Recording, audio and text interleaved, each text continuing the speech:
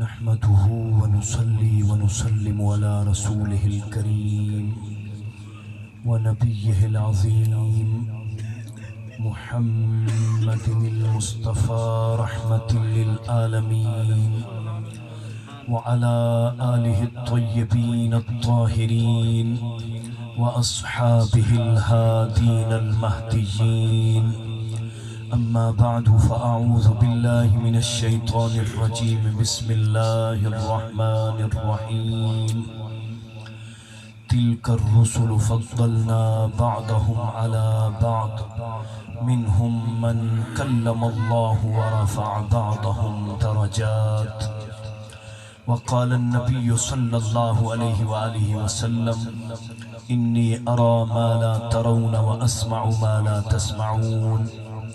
وفي رواية عن علي رضي الله تعالى عنه قال كنت مع النبي صلى الله عليه وآله وسلم بمكة فخرجنا في بعض نواحيها فما استقبله جبل ولا شجر إلا وهو يقول السلام عليك يا رسول الله. صدق الله وصدق رسوله النبي الكريم الأمين ونحن على ذلك لمن الشاهدين والشاكرين والحمد لله رب العالمين. احباب، بڑی محبت اور چاہت سے اپنے پیارے نبی حضرت محمد عربی صلی اللہ علیہ وآلہ وسلم کی ذات اقدس پر دل کی گہرائیوں سے درود و سلام کا نذرانہ پیش فرمائیں. پڑھیے الصلاۃ والسلام علیک یا سیدی یا رسول اللہ. الصلاۃ والسلام علیک یا سیدی یا حبیب اللہ. الصلاۃ والسلام علیک یا سیدی یا خاتم النبیین وعلی آلک واصحابک یا سیدی یا رحمت للعالمین. بے شمار حمد اللہ رب العزت کی اور لاکھوں درود نبی سید الوجود صلی اللہ علیہ وآلہ وسلم کی ذات اقدس پر. دعا ہے اللہ رب العزت آپ کی اور اس بندہ ناچیز کی اس مقدس محفل کی حاضری قبول و مقبول فرمائے. نہایت ہی واجب القدر والاحترام معزز و محتشم علماء کرام، بالخصوص سرمایہ اہل سنت، فخر اہل سنت، مرکزی جامع مسجد کے امام و خطیب حضرت علامہ مولانا محمد شاہد خورشید صاحب اعلی اللہ مقامہ و حفظہ اللہ تعالی، اور مرکزی جامع مسجد کے مدرسہ نظامیہ کے رئیس المدرسین حضرت قبلہ محترم قاری تنویر صاحب دامت برکاتہم العالیہ، اور اس چک کے امام و خطیب اور استاذ حضرت قبلہ مولانا قاری محمد زبیر صاحب دامت برکاتہم العالیہ، اور بالخصوص بانی محفل، اس پاک محفل کو سجانے والے، اہتمام و انتظام کرنے والے محترم بھائی بابر صاحب، ابرار صاحب. اللہ تعالیٰ ان بھائی جان کا یہ پاک محفل سجانا، اہتمام و انتظام کرنا اللہ کریم اپنی پاک بارگاہ میں قبول و مقبول فرمائے. حضور کریم صلی اللہ علیہ وآلہ وسلم کے غلاموں، ہم سب خوش نصیب ہیں کہ اللہ رب العالمین نے ہمیں آج یہ سعادت عطا فرمائی کہ ہم سب ذکر مصطفیٰ کی اس پاک محفل میں شریک ہیں. اللہ تعالی ہم سب کا آنا قبول فرمائے. میں آدھا گھنٹہ صرف آپ سے خطاب کروں گا، وہ محبت سے آپ سنیں گے تو میں انشاءاللہ العزیز محبت سے شان مصطفیٰ تمہارے سامنے بیان کروں گا، مقام مصطفیٰ آپ کے سامنے بیان کروں گا. محبت کے ساتھ اس کو سماعت کیجئے، اور خصوصی خطاب حضرت علامہ محمد شاہد صاحب فرمائیں گے، ان کا بیان بھی سنیں گے. میں آغاز کر رہا ہوں اپنی تقریر کا. نبی اکرم صلی اللہ علیہ وآلہ وسلم کے غلاموں، اللہ رب العالمین نے قرآن کریم کے اندر ارشاد فرمایا تلک الرسل فضلنا بعضهم علی بعض. ارشاد فرمایا کہ یہ رسول ہیں، ہم نے ان کو بعض پر فضیلت عطا فرمائی ہے. محبت سے سبحان اللہ کہیے، آپ کو ساری باتیں سمجھ آئیں گی۔ شرط یہ ہے کہ آپ 100% توجہ ہماری طرف رکھیں۔ فرمایا تلک الرسل فضلنا بعضهم علی بعض، کہ یہ رسول ہیں، ہم نے بعض کو بعض پہ فضیلت عطا فرمائی ہے۔ جتنے بھی نبی آئے ہیں وہ بحیثیت نبی سارے برابر ہیں، نبوت کی نسبت سے سارے برابر ہیں۔ جتنے رسول ہیں وہ رسول ہونے کی حیثیت سے سارے برابر ہیں، لیکن جتنے نبی آئے وہ شان میں برابر نہیں ہیں، بلکہ اللہ تعالیٰ نے ہر نبی کو علیحدہ علیحدہ اور جدا گانا شان عطا فرمائی ہے۔ ان میں فرق ہے، ہر نبی کی ایک جیسی شان نہیں ہے۔ نبی ہونے میں سب برابر ہیں، رسول ہونے میں سب برابر ہیں، لیکن شان کے حساب سے، مقام کے حساب سے، مرتبے کے لحاظ سے ان میں فرق ہے، اور وہ اللہ کریم اس کو بیان فرما رہا ہے۔ ارشاد فرمایا منہم من کلم اللہ، رسولوں میں سے کچھ رسول ایسے بھی ہیں جن سے اللہ نے کلام فرمایا۔ نبی کریم علیہ السلام کے غلاموں، رسولوں میں سے کچھ رسول ایسے ہیں جن سے اللہ کریم نے کلام فرمایا۔ وہ رسول اللہ تعالیٰ سے ہم کلام ہوئے، اور ایک مقام پر اللہ کریم نے فرمایا وَكَلَّمَ اللَّهُ مُوسَى تَكْلِيمًا، اور رسولوں میں سے جس رسول نے اللہ سے کلام کیا ہے، ایک رسول حضرت موسیٰ علیہ السلام ہے۔ حضرت موسیٰ علیہ السلام وہ عظیم الشان نبی ہیں، وہ عظیم الشان رسول ہیں جو براہ راست اللہ سے ہم کلام ہوتے تھے، اللہ کریم سے گفتگو کرتے تھے۔ میرے بھائیو، آپ اس بات کو اس انداز سے سمجھیے کہ جو آدمی وزیر اعظم سے بات کرے، جو صدر پاکستان سے بات کرے، نبی پاک کے غلاموں کسی ایم پی یا ایم این اے سے اس کی بات ہو جائے تو وہ پھولا نہیں سماتا، وہ اپنے آپ کو بڑا سمجھتا ہے کہ میں وہ ہوں جو میں وزیر اعظم سے ہم کلام ہوا ہوں، میں صدر پاکستان سے ہم کلام ہوا ہوں۔ میں نے کہا کہ اس نبی کی کیا شان ہوگی جو رب العالمین سے ہم کلام ہوا ہے، رب العالمین سے انہوں نے خطاب کیا ہے۔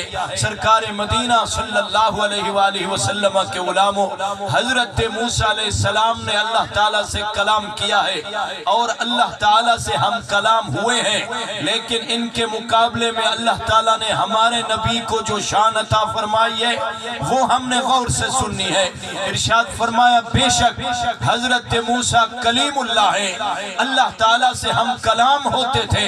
آپ کو یہ شرف تھا کہ اللہ تعالیٰ ان سے کلام کرتا تھا، وہ اللہ تعالیٰ سے کلام کرتے تھے، لیکن فرق یہ ہے حضرت موسیٰ علیہ السلام اللہ تعالیٰ سے ہم کلام ہوئے فرش زمین پر، اور محمد مصطفیٰ رب سے ہم کلام ہوئے عرش بری پر۔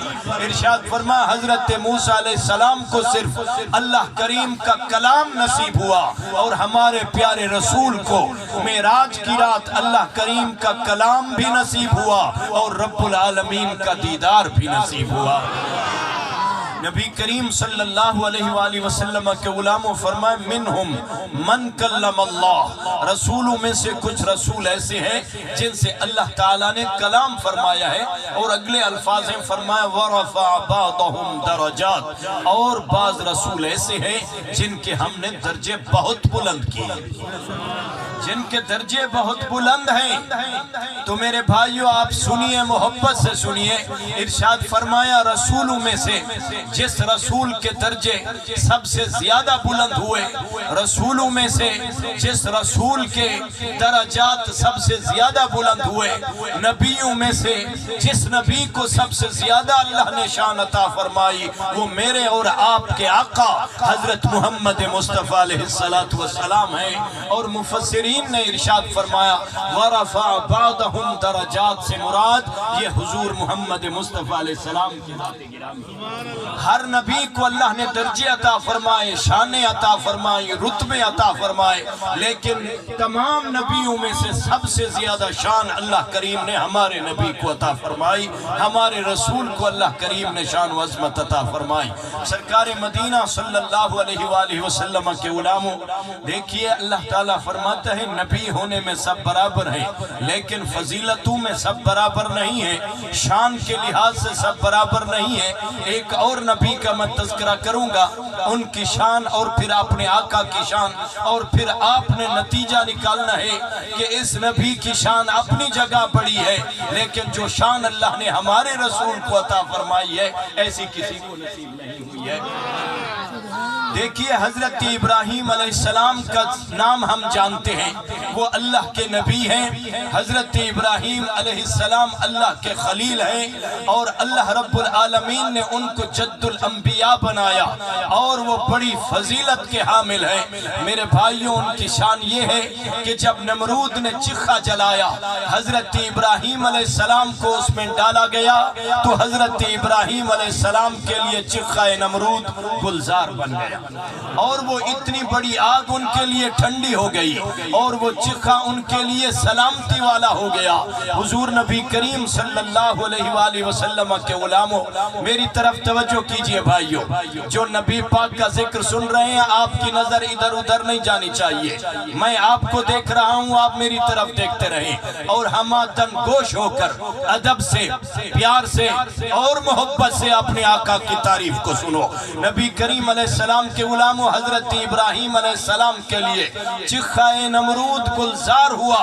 فرمایا یہ اپنے مقام پر بڑی شان ہے لیکن جس رسول کا میلاد ہم منا رہے ہیں ان کی شان کیا ہے؟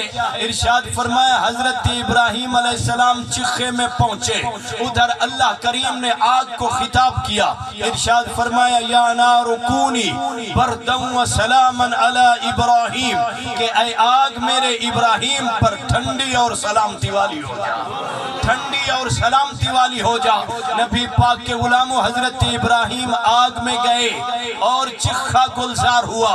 تیرے میرے نبی کی شان یہ ہے کہ میرے آقا جنم لیتے ہیں سرزمین مکہ مکرمہ میں، حجاز مقدس میں نبی پاک کا میلاد ہوتا ہے، نبی پاک کی جلوہ گری ہوتی ہے، لیکن شان یہ ہوتی ہے کہ ایران کا آتش کدا جو 1000 سال سے مسلسل چل رہا تھا اور وہ آگ 1 منٹ کے لیے بھی نہیں بجھی تھی، جب میرے نبی کا میلاد ہوا تو ایران کا آتش کدا وہیں پہ بجھ گیا۔ سبحان اللہ، نعرہ تکبیر، نعرہ رسالت، شان مصطفیٰ، عظمت مصطفیٰ، سبحان اللہ۔ سرکار مدینہ صلی اللہ علیہ وآلہ وسلم کے غلاموں، دیکھیے ایران کہاں اور حجاز کہاں، ایران کہاں اور مکہ مکرمہ کہاں، ایک نبی خود آگ میں جاتے ہیں پھر جا کر چخا گلزار بنتا ہے، اور ہمارے آقا کی شان یہ ہے کہ چخا بہت دور ہے،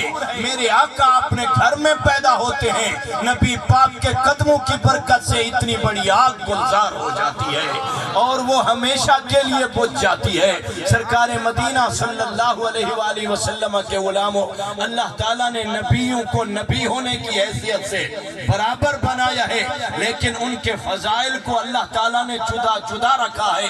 حضرت ابراہیم کے جو فضائل ہیں ان سے بڑھ کر اللہ تعالیٰ نے ہمارے نبی کو شان عطا فرمائی ہے، اور علماء کرام ارشاد فرماتے ہیں یہ تو ایران کا آتش کدا بجھا، ارشاد فرمایا ہمارے آقا کی یہ شان بھی ہے کہ جب معراج کی رات نبی پاک آسمانوں سے گزر کر لا مقام میں پہنچے، ارشاد فرمایا کہ پہلے آسمان سے پہلے ایک قرائے نار آتا ہے، ایک آگ کا دریا آتا ہے، جو بھی اوپر جاتا ہے اس کو وہاں سے گزرنا پڑتا ہے۔ نبی پاک کے غلاموں قرائے زمہریر بھی ہے، یعنی ایسی ٹھنڈک والا دریا بھی ہے کہ وہاں پر آدمی جائے تو اس کی ٹھنڈک سے مر جاتا ہے۔ حضور نبی کریم علیہ السلام کے غلاموں ایک قرائے نار ہے کہ اگر آدمی وہاں پہ قریب جائے تو اس کی تپش اس کو برداشت نہ کر سکے، لیکن تمہارے اور ہمارے نبی کی شان یہ ہے کہ معراج کی رات میرے آقا جب قرائے نار سے گزرے تو نبی پاک کی قدموں کی برکت سے وہ قرائے نار بھی گلزار بن گیا، جاتے ہوئے بھی ہمارے آقا کو کوئی مسئلہ نہ ہوا، آتے ہوئے بھی امام الانبیاء کو کوئی تکلیف نہ ہوئی۔ حضرت ابراہیم کے لیے چخا گلزار ہوا، ہمارے نبی کے لیے پورا قرائے نار گلزار بن گیا۔ حضور نبی اکرم کے مبارک قدم اس سرزمین پر لگے تو ایران کا آتش کدا بجھ گیا۔ نبی کریم علیہ السلام کے غلاموں نبی پاک کی تعریف کر رہا ہوں، شان مصطفیٰ آپ کے سامنے بیان کر رہا ہوں۔ علماء نے لکھا میرے آقا کی شان تو بڑی ہے، نبی پاک کی امت میں حضور پاک کے کئی غلام ایسے ہیں جن پر آگ گلزار ہوئی۔ ابرار صاحب اور تمام عاشقان مصطفیٰ توجہ رکھنا، میرے آقا کی شان بہت بلند ہے۔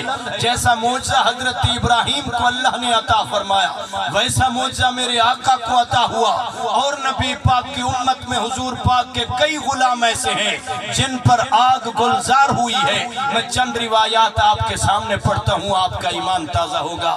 نبی پاک کے ایک صحابی ہیں جن کا نام ہے حضرت عمار ابن یاسر، سبحان اللہ کہیے۔ حضور پاک کے ایک غلام ہیں جن کا نام ہے حضرت عمار ابن یاسر۔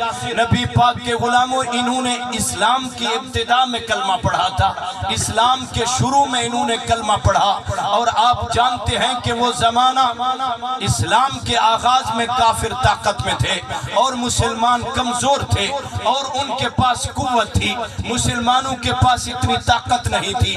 حضرت عمار ابن یاسر کو کافروں نے گھیر لیا اور ان پر دباؤ ڈالنے لگے کہ اے عمار ابن یاسر اپنا دین و مذہب چھوڑ دو، نبی کریم کا کلمہ پڑھنا چھوڑ دو، آقا علیہ السلام کے دامن رحمت کو چھوڑ کر ہماری طرف آ جاؤ۔ حضور نبی کریم علیہ السلام کے غلاموں، حضرت عمار ابن یاسر کی عظمت پہ قربان جاؤں، حضرت عمار ابن یاسر ان کی دھمکی میں نہیں آتے، ان کے دباؤ میں نہیں آتے۔ حضرت عمار ابن یاسر کافروں کو جواب دیتے ہیں، ارشاد فرماتے ہیں کہ اے کافرو، یہ تو ایک جان ہے، ہزاروں جانیں بھی ہوں تو محمد عربی کے قدموں پہ قربان ہے، نبی پاک کے قدموں کے دھول پہ ہماری ہزاروں جانیں قربان ہیں۔ نبی پاک کے غلاموں، کافروں نے، مکہ کے کافروں نے آگ جلائی، حضرت عمار بن یاسر کو پریشر میں لائے، کہنے لگے کہ اگر تم نے اپنا دین و مذہب نہ چھوڑا، دامن مصطفیٰ نہ چھوڑا، نبی کریم علیہ السلام کا کلمہ پڑھنا نہ چھوڑا تو تمہیں اس آگ میں ڈال دیا جائے گا۔ نبی پاک کے غلاموں، لیکن جو عاشق رسول ہو، نبی پاک کا دیوانہ ہو، اپنے آقا سے محبت کرنے والا ہو، وہ اس قسم کی دھمکیوں سے نہیں ڈرا کرتا۔ خدا کی عزت کی قسم، سیدی اعلیٰ حضرت امام اہل سنت الشاہ امام احمد رضا خان رحمت اللہ علیہ اس موقع پر ارشاد فرماتے ہیں، جان ہے عشق مصطفیٰ روز فضو کرے خدا، جس کو ہو درد کا مزہ وہ ناز دوا اٹھائے کیوں۔ ارشاد فرمائے کہ جو رسول اللہ کی عزت و ناموس پہ مارے کھانا جانتا ہو، وہ عیش و عشرت پھر گوارا نہیں کرتا، رسول اللہ کے دین کی خاطر قربانی دینے کے لیے تیار ہو جاتا ہے۔ نبی پاک کے غلاموں، جب کافروں نے دیکھا کہ یہ تو ڈرے نہیں ہیں، یہ تو سہمے نہیں ہیں، یہ تو ڈٹے ہوئے ہیں، تو ان لوگوں نے وہ جلائی ہوئی آگ میں حضرت عمار ابن یاسر کو ڈال دیا۔ نبی پاک کے غلاموں، جب حضور پاک کے صحابی کو مکہ کے کافروں نے چکھے میں ڈالا، اتنے میں امام الانبیاء حضرت محمد مصطفیٰ علیہ السلام بھی تشریف لائے۔ نبی پاک کے غلاموں، میرے آقا نے دیکھا کہ میرے غلام کو آگ میں ڈال دیا گیا ہے، تو حضور پاک نے آگ کو مخاطب کیا، ارشاد فرمایا، یا نار کونی برداً و سلاما علی عمار ابن یاسر کما کنت علی ابراہیم علیہ السلام۔ میرے آقا نے ارشاد فرمایا کہ اے آگ، حضرت عمار ابن یاسر پہ اسی طرح ٹھنڈی ہو جا جیسے میرے داد ابراہیم علیہ السلام پہ سلامتی والی ہو گئی تھی، میرے داد ابراہیم علیہ السلام کے لیے ٹھنڈی ہو گئی تھی۔ سرکار دو عالم صلی اللہ علیہ وآلہ وسلم کے غلاموں، علماء لکھتے ہیں کہ حضرت عمار ابن یاسر جب چخے سے باہر آئے، خدا کی عزت کی قسم ان کا جسم سلامت تھا، ان کا لباس بھی سلامت تھا، آگ نے ان کے ایک بال کو بھی نہیں جلایا تھا۔ حضور پاک کے غلاموں، جلال الدین رومی رحمت اللہ علیہ اس موقع پر بتاتے ہیں کہ مکہ کے کافر حیران رہ گئے کہ اتنی بڑی آگ میں آدمی جائے اور واپس صحیح سلامت نکل آئے، اس کے بدن کو کوئی تکلیف نہ پہنچے۔ نبی کریم صلی اللہ علیہ وآلہ وسلم کے غلاموں، وہ مکہ کے کافر آگ کو مخاطب کرتے ہیں اور کہتے ہیں کہ اے آگ تیرا کام تو جلا دینا ہے، اے آگ تیرا کام تو خاکستر کر دینا ہے، اے آگ تیرا کام تو ساڑ دینا ہے، لیکن کیا وجہ ہے کہ تو نے اس بندے کو نہیں جلایا؟ اس حضور کے غلام پر تو نے کیوں اثر نہیں کیا؟ حضور پاک کے غلاموں اب تمہاری مرضی، سبحان اللہ کہو یا نہ کہو، میں اپنی ڈیوٹی دے رہا ہوں، محبت سے سنو نہ سنو، میں اپنی ذمہ داری پوری کر رہا ہوں، مجھے جو ٹائم دیا گیا مجھے بٹھایا گیا کہ آقا کی شان سناؤ، میں سنا رہا ہوں، اب آپ کی مرضی، دلچسپی سے سنو یا نہ سنو اور محبت سے سنو یا نہ سنو۔ جب کافروں نے آگ سے کہا کہ اے آگ تیری صفت یہ ہے کہ تو جلاتی ہے، تیری خوبی یہ ہے کہ تو ساڑ دیتی ہے، لیکن اس رسول اللہ کے غلام کو تو نے کیوں نہیں جلایا؟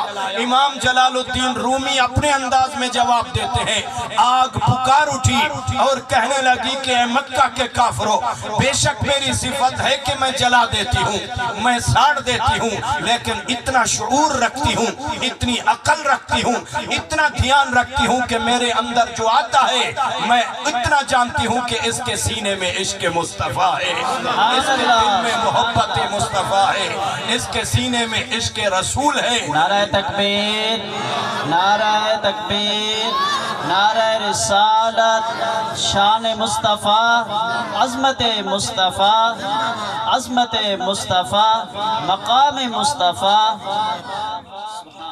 سرکار مدینہ صلی اللہ علیہ وآلہ وسلم کے غلاموں، حضرت عمار ابن یاسر پہ آگ ٹھنڈی ہو گئی تو اندازہ کیجئے ہمارے آقا کو اللہ نے کتنا بلند شان عطا فرمائی۔ ادھر اللہ کے نبی ابراہیم پہ چخا گلزار ہوا، ادھر میرے آقا کے لیے پورا قرہ نار گلزار ہو گیا، نبی پاک کے قدم لگے، ایران کا آتش کدا بجھ گیا، ادھر نبی پاک کے غلام حضرت عمار ابن یاسر آگ میں جاتے ہیں، میرے آقا حکم کرتے ہیں تو آگ بھی نبی پاک کی اطاعت کرتی ہے، آگ بھی نبی پاک کا حکم مانتی ہے اور نبی پاک کی فرما برداری کرتی ہے اور نبی پاک کے غلام کا ایک بال بھی نہیں جلاتی، اور آپ کا ایمان تازہ ہوگا، نبی پاک کا غلام ہونا تو بڑی بات ہے۔ اس سے بھی ایک اور حدیث سناتا ہوں آپ کو، پتہ چلے گا کہ غلام مصطفیٰ پر تو آگ ویسے اثر نہیں کرتی، لیکن حدیث میں اس سے زیادہ کچھ بیان کیا گیا ہے۔ نبی کریم صلی اللہ علیہ وآلہ وسلم کے غلاموں، حضور پاک کے ایک صحابی ہیں جن کا نام ہے حضرت انس ابن مالک۔ حضرت انس ابن مالک رضی اللہ تعالی عنہ، ان کے پاس کچھ صحابہ کرام دعوت پر تشریف لائے۔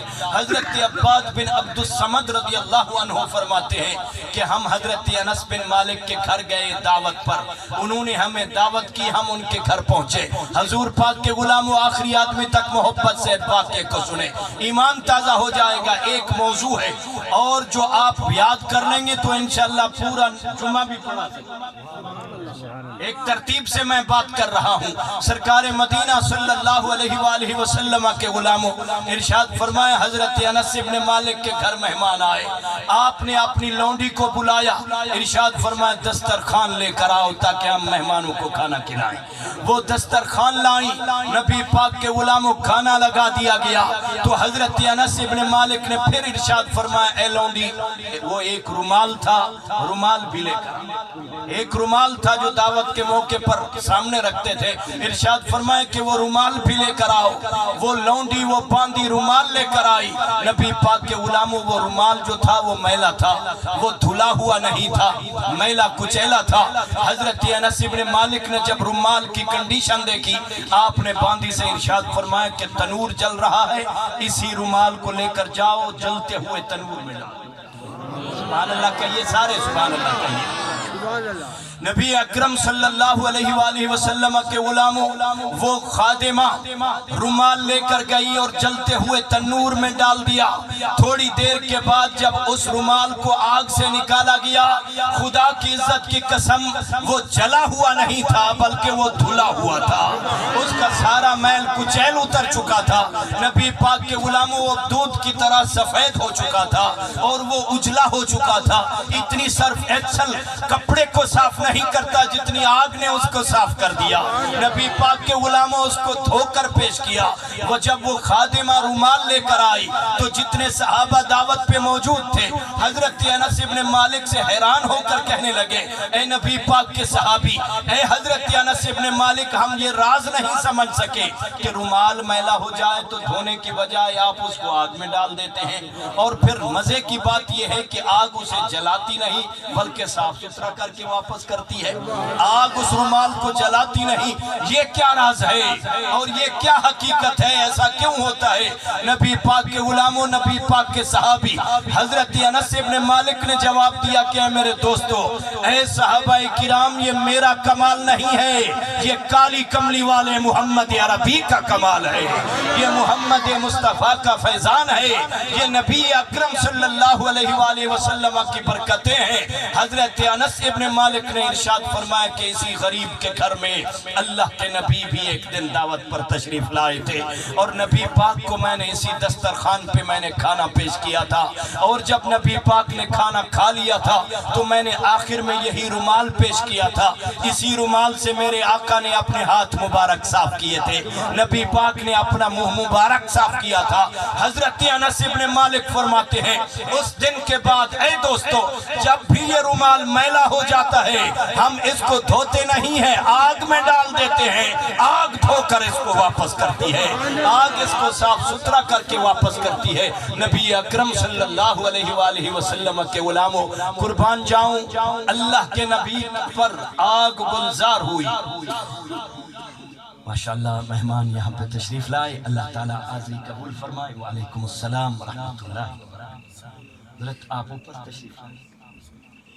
حضور نبی اکرم صلی اللہ علیہ وآلہ وسلم کے غلاموں توجہ کیجئے گا، حضرت انس ابن مالک کے گھر جس رومال سے نبی پاک نے ہاتھ مبارک صاف کیے تھے، جس رومال سے میرے آقا نے اپنا منہ مبارک صاف کیا تھا، اس پر آگ اثر نہیں کرتی تھی۔ جب بھی اس کو دھونے کی ضرورت پڑتی تھی صحابی اس کو آگ میں ڈال دیتے تھے، آگ ان کو جلاتی نہیں تھی بلکہ صاف ستھرا کرتی تھی۔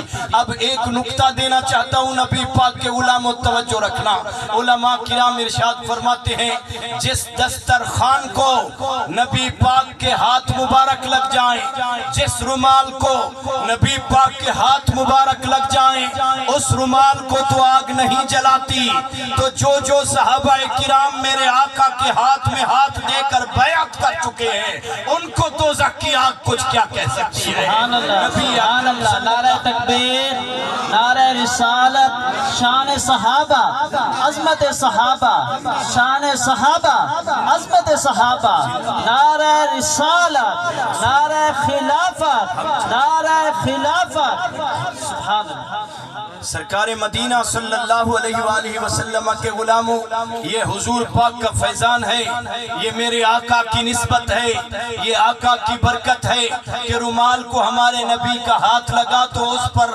یہ آگ اثر نہیں کرتی تھی، تو صحابہ کرام کے ہاتھ نبی پاک کے ہاتھ میں اور ازواج مطہرات کے ہاتھ نبی پاک کے ہاتھ میں، تو ان کو یہ آگ ان کا کیا بگاڑ سکتی ہے؟ سرکار مدینہ صلی اللہ علیہ وآلہ وسلم کے غلاموں، آخری حدیث پاک سماعت کرو۔ اسی موضوع کے حوالے سے ایک عظیم الشان اور خطاب ہونا ہے، آپ کا زیادہ ٹائم نہیں لینا چاہتا میں۔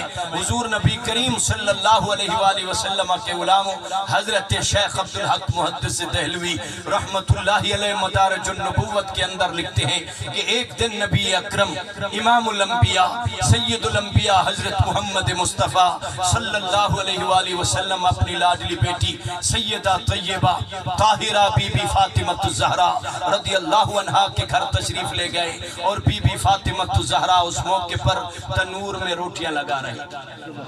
نبی کریم علیہ السلام کے غلاموں، میرے آقا نے ارشاد فرمائے بیٹی ایک روٹی کا آٹا میرے لیے رکھنا، میں روٹی بناؤں گا، روٹی تیار کر کے میں تنور میں اپنے ہاتھوں سے لگاؤں گا تاکہ روٹی پکانا میری سنت ہو جائے، اور گھر کے اندر میری امت کی بیٹیاں جب اپنے شوہروں کے لیے اور اپنی اولاد کے لیے مہمان نوازی کے لیے کھانا پکائیں تو وہ غمزدہ نہ ہو کہ ہم کس مشکل میں پھنس چکی ہیں۔ یہ آگ کے سامنے بیٹھ کر اتنی آدمیوں کا کھانا تیار کرنا، ہمیں اس کا کیا ثواب ملے گا؟ تو میرے آقا نے تعلیم امت کے لیے روٹی لگائی اور یہ بتا دیا کہ اے میری امت کی خواتین، اے میری امت کی بیٹیوں، تم اپنے شوہروں اور اپنی اولاد کے لیے کھانا بناؤ گی، ایک ایک روٹی پر تمہیں سنت رسول کا ثواب حاصل ہوگا، تمہیں اتباع مصطفیٰ کا ثواب حاصل ہوگا۔ نبی پاک کے غلاموں سیدہ طیبہ طاہرہ بی بی فاطمہ الزہرا رضی اللہ عنہ فرماتی ہیں نبی پاک نے ایک روٹی بنائی اور تنور میں لگائی۔ آپ فرماتی ہیں جو روٹیاں میں نے لگائی وہ پک گئی تھی اور وہ میں نے نکال لی تھی، لیکن جو روٹی میرے آقا نے لگائی تھی اس پر آگ نے اثر نہیں کیا۔ نبی پاک کے غلاموں وہ ویسے گیلی کی گیلی تھی اور اس کے اندر نمی موجود تھی اور اس روٹی سے پانی کے قطرے ٹپک رہے تھے، آگ اس پر اثر نہیں کر رہی تھی۔ فاطمہ الزہرا کھڑی رہی، انتظار میں رہی کہ روٹی تیار ہو، یہ پک جائے، میں اس کو نکالوں اور اندر جاؤں۔ جب دیر ہوئی تو خود میرے نبی نے ارشاد فرمایا اے میری بیٹی، اے فاطمہ الزہرا کیوں دھوپ میں کھڑی ہوئی ہو؟ عرض کرتی ہیں آقا جو روٹیاں میں نے لگائی ہیں وہ ساری پک گئی، میں نے نکال لی ہے، لیکن جو روٹی آپ نے لگائی ہے آگ تو اس پر اثر بھی نہیں کر رہی۔ سننا محبت والوں میرے آقا نے کیا جواب دیا؟ میرے رسول نے ارشاد فرمایا میری صاحبزادی اے فاطمہ الزہرا، یہ روٹی فقط میں نے تعلیم امت کے لیے لگائی ہے، ورنہ تیرے والد کی یہ شان ہے کہ جس کو میرا ہاتھ لگ جائے اسے تو جہنم کی آگ نہیں جلا سکتی، یہ دنیا کی آگ کیا معنی رکھتی ہے؟